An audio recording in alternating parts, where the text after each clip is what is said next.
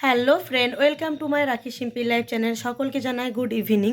তোমরা সবাই কেমন আছো? আশা করি সকলে খুব ভালো আছো, আর আমিও খুব ভালো আছি।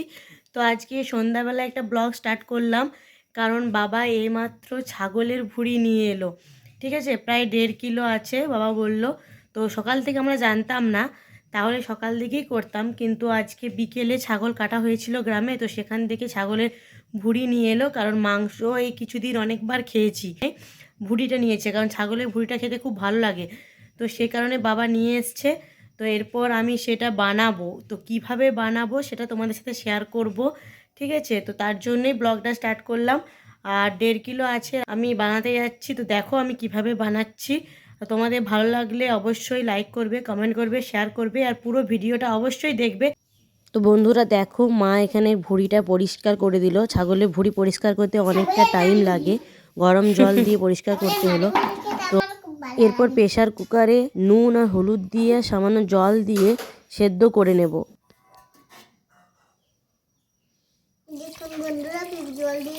রানী সোনা পাশে বসে আছে দেখো, আর মিক্সি চলছে। ও মিক্সিতে খুব ভয় পায়, তার জন্য বলছে আমার ভয় লাগছে।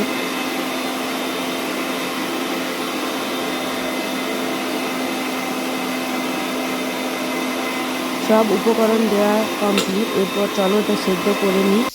আর দেখতে পাচ্ছ এখানে আমি টমেটো কুচি, পেঁয়াজ কুচি নিয়ে নিয়েছি, আদা রসুন বাটা, পেঁয়াজ বাটা সমস্ত কিছু আছে। আর এই যে সেদ্ধ করে নামিয়ে নিয়েছি প্রেশার কুকার। আর কড়াইয়ে তেল দিয়ে দিয়েছি, তেলটা একটু গরম হোক, বাকি উপকরণগুলো দেব। এরপর 2টো তেজপাতা, 2টো এলাচ, লং, দারচিনি দিয়ে দিলাম। এটা একটু হালকা ভেজে নেব, এটা খুব সুন্দর মিষ্টি গন্ধ বের হয়। তারপর এর সাথে আমি পেঁয়াজ কুচিগুলো অ্যাড করে দেব। দেখো পেঁয়াজগুলো একটু ভেজে নিয়েছি, এরপর আমি রসুন বাটাটা দিয়ে দিলাম। রসুন বাটাটা একটু বেশি ভেজে নেব, কারণ রসুনের একটা গন্ধ বের হয়, সেই কারণে এটা আগে ভেজে নিচ্ছি। এখানে আমার ভিডিওটা রানী সোনা করে দিয়েছে, দেখতে পাচ্ছ। আমাকে বলছে দাও পিসি, আমি তোমার ভিডিও করে দিচ্ছি। ও তো ছোট, যেমন পেরেছে করেছে, আমার তো খুব ভালোই লাগলো। ভালো করে তাকাও, তবে তো হবে ভিডিওটা, তাহলে তো হবে নাই। পেঁয়াজ আর রসুনটা দেখো ভালো করে ভাজা হয়ে গেছে। এরপর আমি আদা আর পেঁয়াজ বাটাটা অ্যাড করে দিলাম।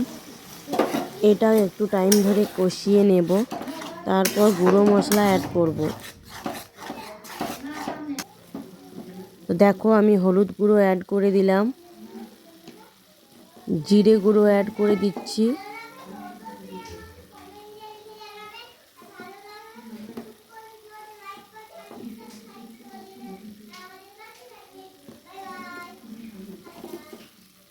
সামান্য লঙ্কার গুঁড়ো অ্যাড করছি, বেশি করব না, কারণ রানী খাবে, তো তো বেশি ঝাল খেতে পারবে না। আর সামান্য ধনে গুঁড়ো অ্যাড করে দিলাম, ওই 1 চামচের মতো। এরপর ভালো করে সব মশলাগুলো মিশিয়ে নেব। তারপর দেখো আমি এখানে কাশ্মীরি লঙ্কা অ্যাড করে দিচ্ছি, যাতে কালারটা খুব সুন্দর হয়। এরপর বাকি মশলাগুলোর সাথে কাশ্মীরি লঙ্কাটাও ভালো করে মিশিয়ে নেব। খুব সুন্দরভাবে মিশে গেছে। এরপর টমেটোগুলো অ্যাড করে দিলাম, আর ধনে পাতা কুচি দিয়ে দিলাম, এগুলো বাড়ির ধনে পাতা।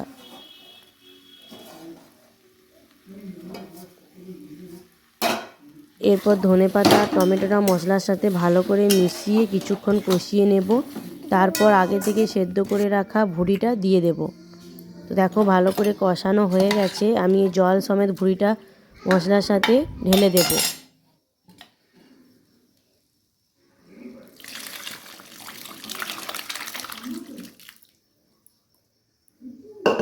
এরপর এটা নাড়াচাড়া করে গ্যাসের ফ্লেমটা হাই করে ছেড়ে দেব, যতক্ষণ না এটা ফুটছে। দেখো বন্ধুরা, জল সমেত পুরোটা ঢেলে দিলাম, এটা ভালো করে ফুটে যাক। আমি এতটা জল রাখবো না, এটা কষা কষা করব, কারণ ভাতের সাথে এই ভুঁড়ি কষাটা খেতে বেশি ভালো লাগে। তো জলটার পরিমাণটা একটু বেশি হয়ে গেছে, কারণ সেদ্ধ করার সময় জলটা বেশি দেওয়া হয়েছিল একটু, আর ভুঁড়ি থেকে জল বেরিয়েওছে একটু, তো সেই কারণে পুরো জল সমেতই এখন দিয়ে দিলাম, কারণ এটা ফেলে দিলে পুরো টেস্টটা চলে যায়। তো সেই কারণে জল সমেতই দিয়ে দিলাম, এটা ভালো করে ফুটে যাক, তারপর নামাবো। দেখো কি সুন্দর ফুটছে, কত সুন্দর দেখতে লাগছে। তো এটা জলটা ফুটে ভালো করে হয়ে যাক।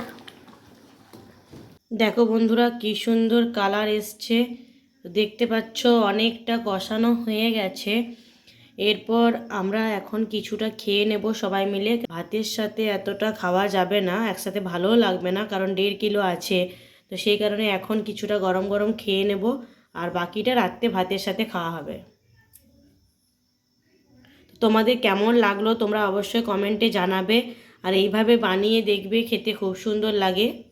দেখো বন্ধুরা কমপ্লিট হয়ে গেছে। এই যে সামান্য ঝোল রাখলাম, কারণ ভাত দিয়ে খাবো তো একটু সামান্য তো রাখতেই হবে, তাই না?